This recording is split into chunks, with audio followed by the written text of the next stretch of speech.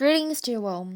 Welcome to the third China-Denmark Education Forum, co-hosted by C30, Learn for Life, and Lang Education Institute, supported by the project of Play with Hans Christian Andersen. Education in China invokes great anxiety. All walks of life here are improving education, so there is so much to expect and yet so much to overcome. During such exploration, we need external perspectives, exchanges of views. Denmark has been ranking the first in terms of G&H. According to studies, education, especially child education, is feeling such well-being in Denmark. So this forum is about bridging up education experts, well-being researchers, teachers, parents, and students between China and Denmark for mutual learning and joint growth. Thanks to the endeavors of sponsors and beyond, there have been 2 CDFs, and today, on November 18th, here comes the third, themed at Future Education Focusing on Well-being and the Right to be Imperfect. In China, out of the pursuit of perfection, involution and tiger parenting is now everywhere, and in Denmark, according to recent statistics, pressure, unhappiness, and weariness of education are also mounting among teenagers. Adolescent mental health is now a global issue. So how to create education well-being for both educators and students? This question is what this forum is about, on the relation between well-being and the right to be imperfect. Here we have 2 chairmen, Mr. Li Zhenxi, former principal of Chengdu Wuhou Experimental Middle School, Dean of the New Education Research Institute, our Chinese chairman, and Mr. Moscow Bella, consultant and former principal of Northern High School, chairman of LFL, our Danish chairman. There will be 6 sub-forums, each featuring dialogues of 1 guest from China and 1 from Denmark. So in this forum, we will enjoy fantastic takeaways from our 2 chairmen and 10 other guests. And they are Mr. Yang Dongping, special guest, member of the National Education Advisory Committee of China, honorary chairman of the 21st Century Education Research Institute, also a guest of the first CDEF, Professor Hans-Henrik Knoop, Department of Education, Aarhus University, our special guest, top expert of Danish education well-being, chief guest speaker of the annual conference Happiness and Education in Denmark, also a guest of the first CDEF. So there will be exchanges between guests of the first and second CDEF. Mr. Goldbell will exchange with Mr. Andrew Hai, a digital nomad, founder of Slow School and 1 kilogram more public welfare. Mr. Li Zhenxi will exchange with Ms. Pausum, principal of Asbjørnhus International After School. There were also teacher representatives, Tony Anderson, head of education, director of Hans Andersen Research Center, and a high school teacher, and Mr. Xu Li, Hubei Province's first entry education master.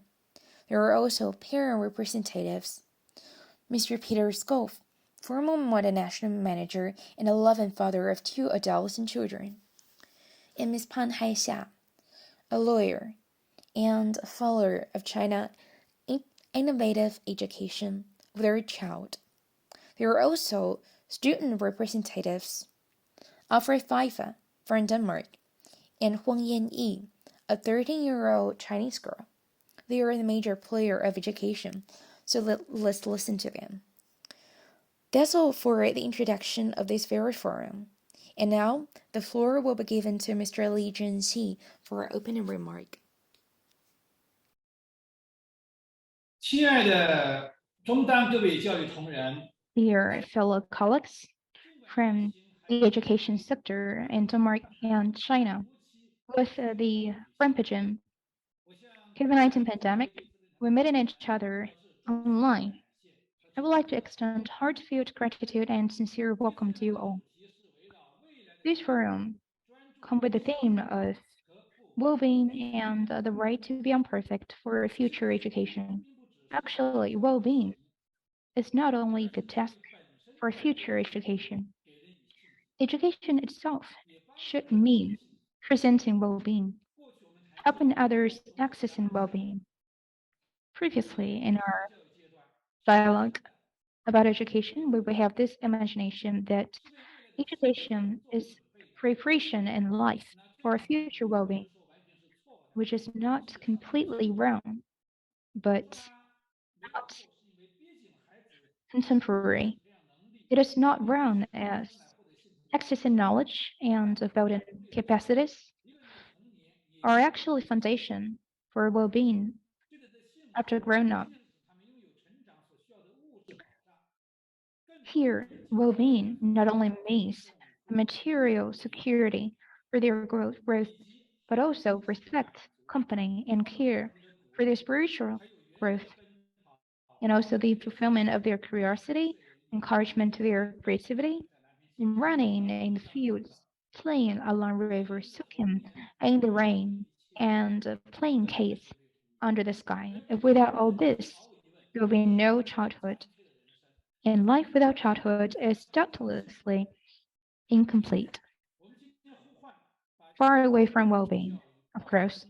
So today, we appear injection well being into education and letting childhood be what it meant to be, which is of paramount significance for multiple children. The loss of education well being generally comes from the harsh requirements from the grown ups for parents and teachers.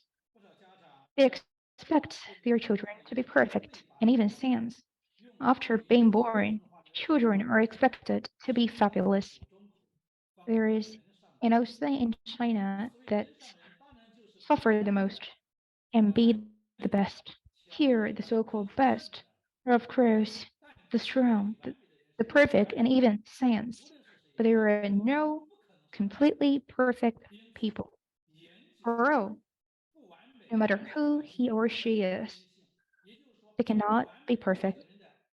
Hence, unperfectness is not the right, but the nature of human being. Unperfectness is not a flaw, but a feature in our children's growth.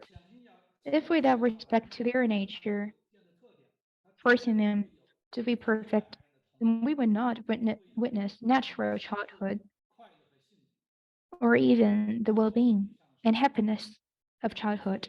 So, to some extent, allowing and accepting unperfectness of our children is the largest respect for children and growth. Accommodating the feature of unperfectness is not giving up our education targets, but to let our education closer to the nature and features of our children, making them more natural, more scientific, and more humanitarian. Of course, well being and the right to be imperfect is about tons of things. I believe that in this forum, there will be multiple destructive sharing and exchanges on that.